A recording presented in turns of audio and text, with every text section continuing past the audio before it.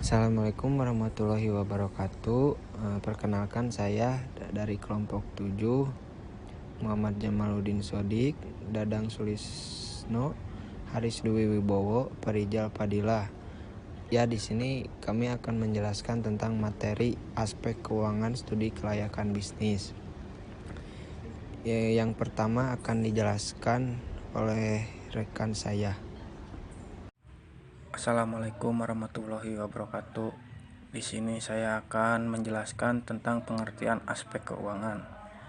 Aspek keuangan merupakan aspek yang digunakan untuk menilai keuangan secara keseluruhan.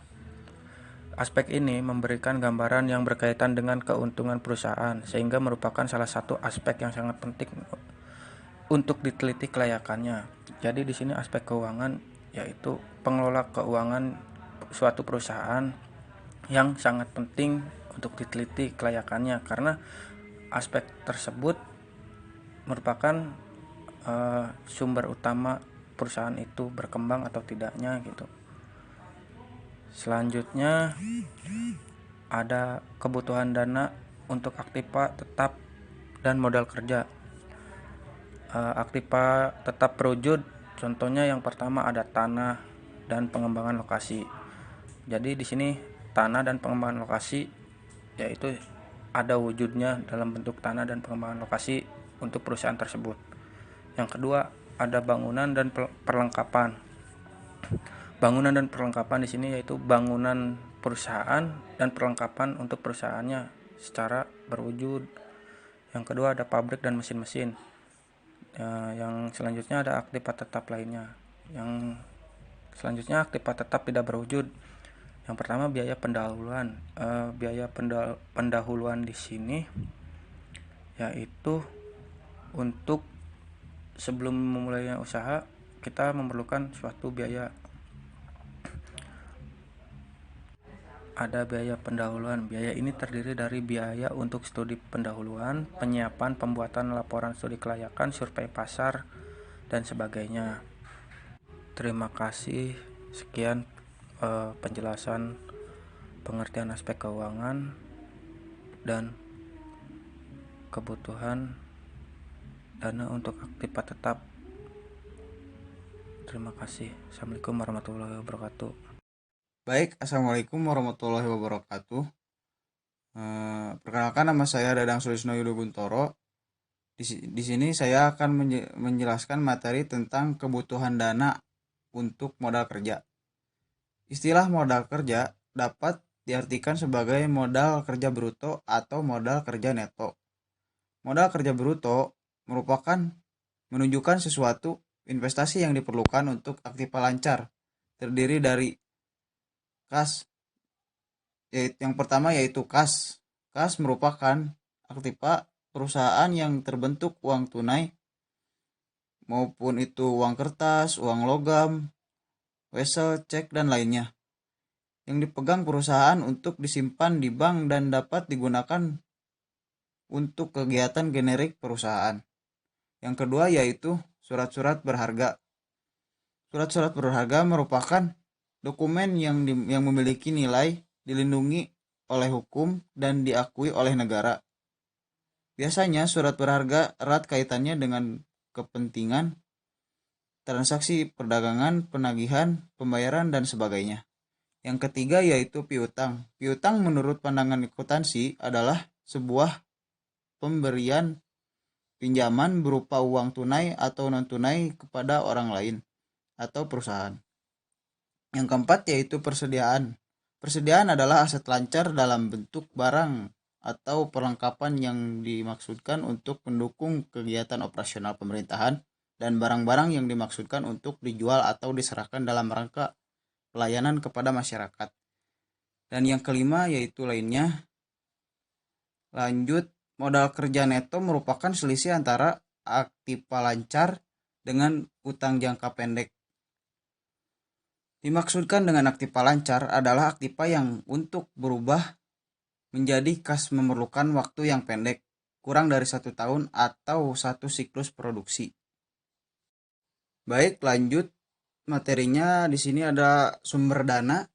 Pada dasarnya pemilihan sumber dana bertujuan untuk memilih sumber dana yang pada akhirnya bisa memberikan kombinasi dengan biaya terendah dan tidak menimbulkan kesulitan likuiditas pada proyek bisnis atau perusahaan yang mensponsori proyek bisnis tersebut. Dalam kurung artinya, jangka waktu pengembalian sesuai dengan jangka waktu penggunaan dana.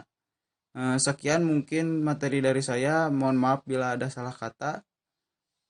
Wassalamualaikum warahmatullahi wabarakatuh. Assalamualaikum warahmatullahi wabarakatuh. Perkenalkan, nama saya Ferijal Fadila. Di sini saya akan membahas soal arti dan pentingnya cash flow. Kas adalah alat pembayaran yang dimiliki perusahaan dan siap digunakan untuk investasi maupun menjalankan operasi perusahaan setiap saat dibutuhkan. Oleh karena itu, kas mencakup semua alat pembayaran yang dimiliki perusahaan maupun bank dan dipergunakannya.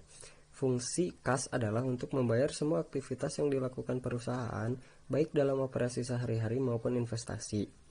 Arus kas adalah arus masuk dan arus keluar kas, setara kas dan laporan arus kas perusahaan di dalam suatu perai tertentu, beserta penjelasan tentang sumber-sumber penerimaan dan pengeluaran kas tersebut. Setiap perusahaan memiliki laporan arus kas. Biasanya laporan tersebut mencatat sejumlah transaksi yang terjadi, baik pengeluaran maupun pendapatan. Laporan ini biasanya disusun secara berurutan dan sistematis. Kenapa? Biasa dibilang, laporan ini memegang peranan vital dalam mendukung kemajuan sebuah perusahaan. Nah, selanjutnya ini ada komponen cash flow. Aliran kas yang berhubungan dengan suatu proyek bisnis bisa dikelompokkan menjadi 3 bagian, yaitu yang pertama ada aliran kas pemulaan atau initial cash flow. Initial cash flow untuk menentukan pola aliran kas yang berhubungan dengan pengeluaran investasi yang harus diidentifikasikan.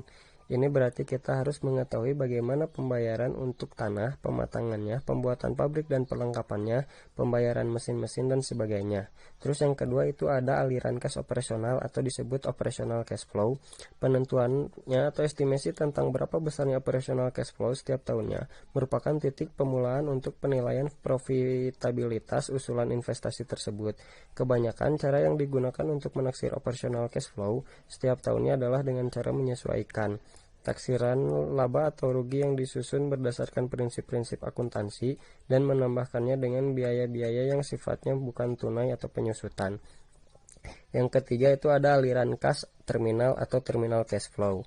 Terminal cash flow ini terdiri dari cash flow nilai sisa investasi tersebut dan pengembalian modal kerja.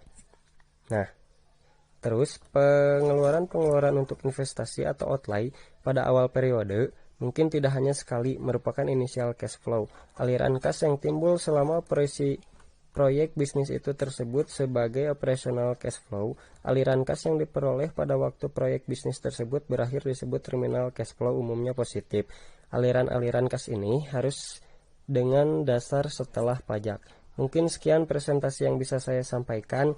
Selanjutnya bakal disampaikan oleh rekan saya. Terima kasih. Wassalamualaikum warahmatullahi wabarakatuh. Assalamualaikum warahmatullahi wabarakatuh. Saya di sini akan menjelaskan tentang materi analisis laporan keuangan. Analisis laporan keuangan itu dalam menaksir aliran kas operasional dalam proyek bisnis baru harus memperhatikan pengurangan aliran kas akibat penurunan penjualan produk lama. Taksiran yang kita gunakan adalah taksiran bersih setelah berkurangnya kas masuk dari produk lama. Yang contoh pertamanya itu ambil misalkan investasi tersebutnya itu memerlukan investasi sebesar 1.000 juta dan ditaksir memberikan kas masuk bersih sebesar 200 juta setiap tahunnya. Nah, investasi sebesar 1.000 juta tersebut terdiri dari aktiva tetap yang ditaksir berusia ekonomis 8 tahun sebesar 800 juta dan modal kerja sebesar 200 juta. Misalkan aktiva tetap tersebut ditaksir mempunyai nilai sisa 50 juta pada akhir tahun ke-8. Nah, tetapi dengan adanya proyek bisnis tersebut mengakibatkan berkurangnya penjualan dari produk lama sehingga menyebabkan penurunan aliran kas produk lama sebesar 50 juta per tahun. Yang pertama itu ada initial investment 1.000 juta, operational cash flow tahun ke-1 sampai dengan tahun ke-8 per tahunnya itu 200 juta sampai 50 juta. menjadi 150 juta, terminal cash flow modal kerjanya itu 200 juta. Nah, nilai sisanya itu 50 juta sampai dengan 250 juta. Mungkin sekian dari saya menjelaskannya. Mohon maaf apabila ada kekurangan. Karena ya di sini kami belajar bersama-sama. Terima kasih. Sekian dari kelompok kami menyampaikan tentang materi aspek keuangan studi kelayakan bisnis. Mohon maaf apabila ada kesalahan kata. Wabillahi taufiq wal hidayah. Wassalamualaikum warahmatullahi wabarakatuh. Terima kasih.